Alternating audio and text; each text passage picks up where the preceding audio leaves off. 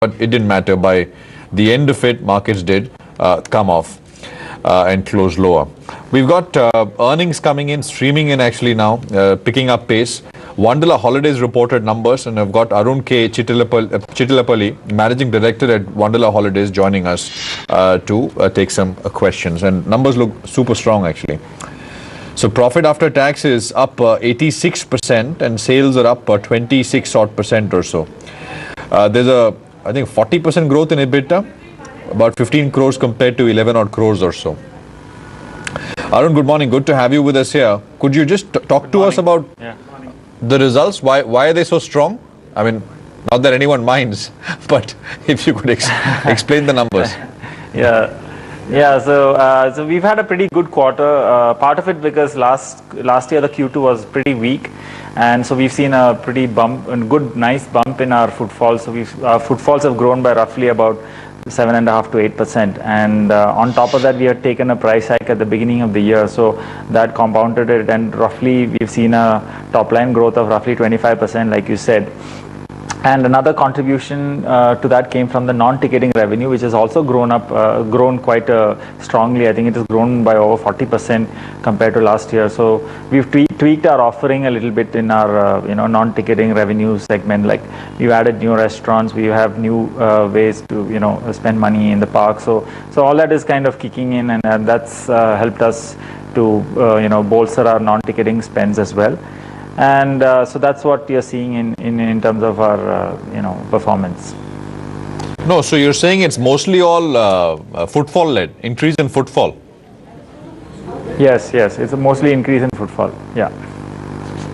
So a 10% increase in footfall leading to a 80% growth in profit. No, the profit also. So if the PAT includes our income from our our IPO proceeds and the interest income from IPO proceeds. So but if you take that off, I think our profit growth is roughly about 30%. Right. No, so interest income, it includes interest income. Is that what you're saying? From the IPO proceeds. So we have from IPO proceeds. So if you remove that, I think our growth in profit is roughly about 30%. What is that? What is the IPO money doing? I mean, what is it earning you? So that's for this quarter. It's let me just get the number for you. The other income for this quarter is roughly about 5 crores, but last year it was about 2.5 crores, 2.8 crores.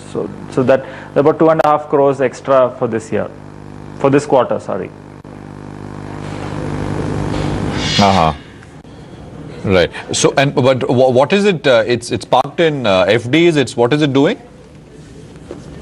It's parked in a mix of liquid funds and short-term funds. So even if you look at the adjusted profit growth, 30%, that is still, it is all explained by increased footfalls. Have you taken any? I mean, has pricing changed? Ticket pricing? Yeah, compared to last year Q2, our pricing has gone up by about 12%.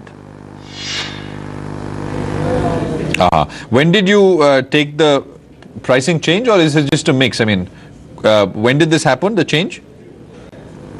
The price hikes for us usually happen in the first of April. So the beginning of the financial year is when we take our price hikes.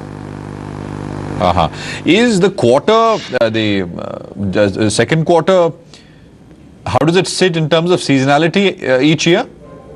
Is it a good quarter? Is it a how does it sit? It's actually the weakest quarter. Yeah, usually the second quarter for us is the weakest quarter.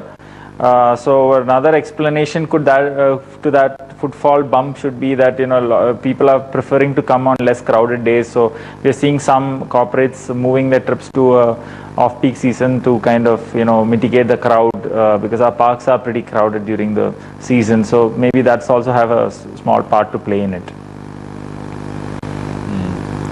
Okay, but by that logic, if a lot of the crowd is choosing to come now instead of peak season, then the peak season footfall should be adjusted lower by that much. Yeah, so if you look at our first quarter, our footfalls had actually degrown by about 5%.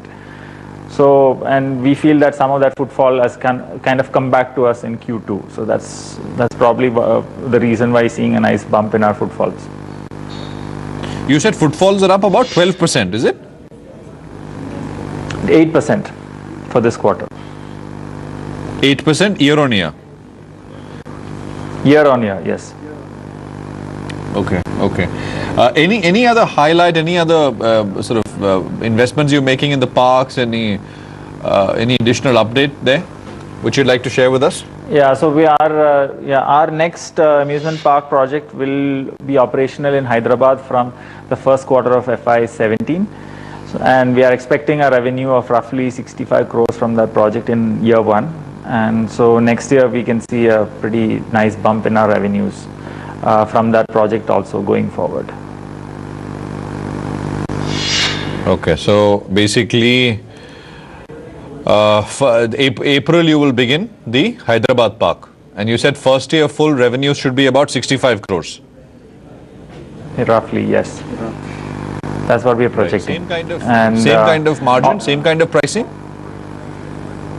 Same kind of pricing as Bangalore, yeah. So same kind of margins. Although because it's a new project, our EBITDA margin will be slightly lower for the year one and year two, and it will ramp up to about 55% by year three.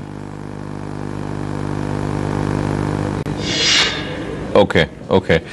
You had signed a agreement with the Tamil Nadu government as well, right? I mean, we discussed this last time you were on the show in September, mid of September. Yes, yeah. So that project will come after Hyderabad.